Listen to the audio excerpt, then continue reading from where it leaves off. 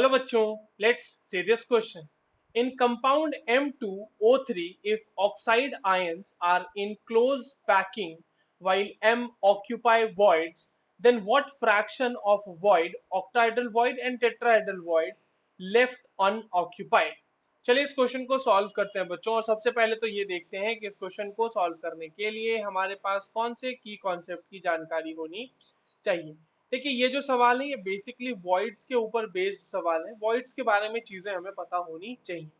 अब हमसे ये कहा जा रहा है बच्चों कि जो हमारा ऑक्साइड आयन है यानी कि O2- जो है वो क्यूबिक पैकिंग को बना रहा है।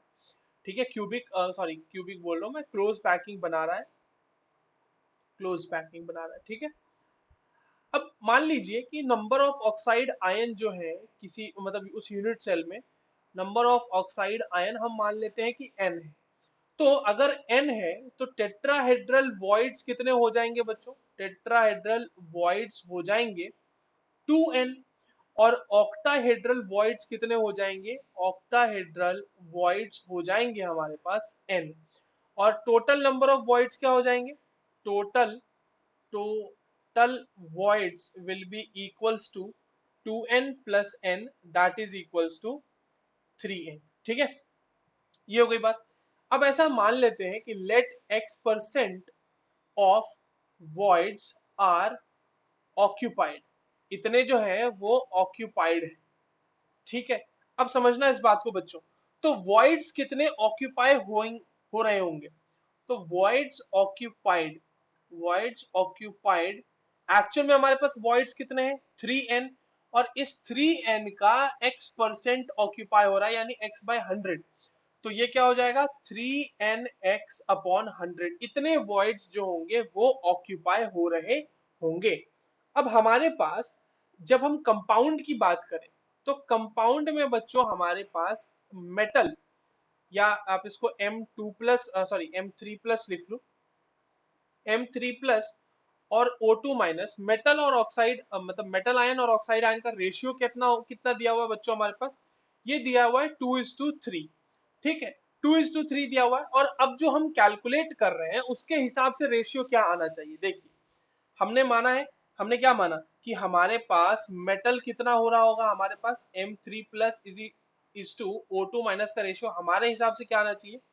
3nx upon 100 is to n, क्योंकि n ऑक्साइड आयंस हमने माने हैं। तो ये रेशियो कितना आ जाएगा बच्चों? ये आ जाएगा 3x upon 100 is to 1। Right, अब इस रेशियो को बराबर होना चाहिए, या फिर आप इसको सिंपली इस तरह से भी लिख सकते हो ना कि देखो M3+ अपॉन O2- का जो रेशियो है वो है 3x अपॉन 100, और इसको बराबर होना चाहिए 2/3 के, जो कि हमारे पास अकॉर्डिंग टू क्वेश्चन मौजूद है यहाँ पे।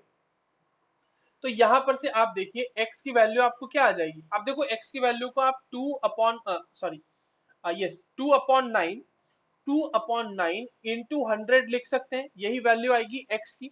अब आप एक चीज समझना बच्चों कि अगर हमारे पास फ्रैक्शन में कन्वर्ट करना है किसी चीज को, तो देखिए परसेंटेज इजिकल्स टू क्या होता है कि फ्रैक्शन को हम अगर 100 से मल्टीप्लाई कर दें तो ये फ्रैक्शन परसेंटेज में कन्वर्ट हो जाता। मैं उल्टा लिख चुका हूं इसको। अगर मैंने फ्रैक्शन से, अगर हमारे पास मान लो कि परसेंटेज का कैलकुलेशन करना है, हाँ राइट, तो अगर ये हमारे पास सिंपल सी बात है, अगर x है हमारे पास और ये दिया हुआ है 2/9 इंटू 100, ठीक है, इसे हमें फ्रैक्शन में अगर कन्वर्ट करना होगा बच्चों तो हम क्या करेंगे?